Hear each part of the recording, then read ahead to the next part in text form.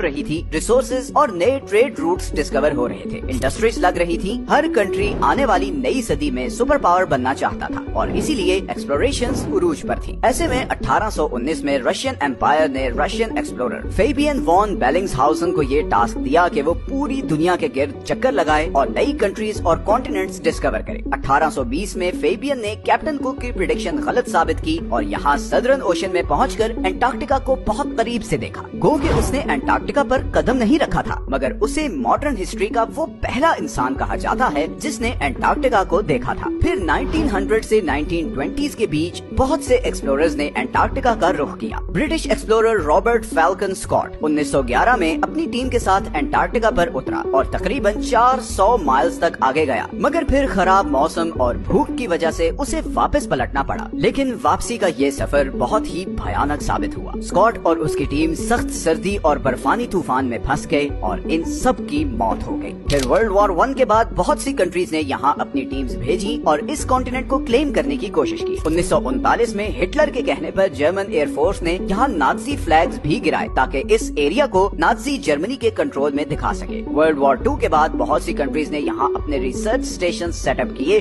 और यहीं से फिर एंटार्क्टिका के बारे में मिस्टीरियस डिस्कवरीज होना शुरू हुई। सबसे पहली और बड़ी मिस्टीरियस डिस्कवरी ये है कि किसी जमाने में एंटार्क्टिका पर बर्फ नहीं बल्कि घने जंगल थे। इंपीरियल कॉलेज ऑफ लंदन के साइंटिस्ट्स के मुताबिक उन्हें यहाँ फॉसिलाइज्ड वुड मिली, जिससे पता चलता है कि करीबन 90 मिलियन ईयर्स पहले एंटार्क्टिका एक गर्म कॉन्टिनेंट था जहाँ पर घने जंगल होते थे। इसके अलावा उन्हें यहाँ कुछ ऐसे इंसेक्ट्स के फॉसिल्स भी मिले जो सिर्फ गर्म इलाकों में होते हैं। एंटार्क्टिका के बारे में दूसरी बड़ी और मिस्टीरियस डिस्कवरी ये थी कि इस 3 किलोमीटर की बर्फ के नीचे 400 लेक्स हैं जिनका अपना ही इकोसिस्टम है। वहाँ पर ऐसे समुद्री जानवर हैं जो पूरी दुनिया में कहीं नहीं होते, जैसे ये बड़े बड़े स्पाइडर्स और सी थ्रू जेलीफिश। ये बर्फ के नीचे एक अलग ही दुनिया है। इसी तरह एंटार्क्टिका पर एक और चीज जिसने बहुत से एक्सप्लोरर्स को बहुत सालों तक पजल किए रखा, वो ये खूनी चश्मे हैं। मैकमर्डो की वैली में ये वाटरफॉल ऐसे है जैसे बर्फ से खून निकल रहा हो, मगर हाल ही में साइंटिस्ट्स ने ये डिस्कवरी की है कि इस वाटरफॉल का सुर्ख रंग इसलिए है क्योंकि इस चश्मे को एक बहुत ही सॉल्टी लेक से पानी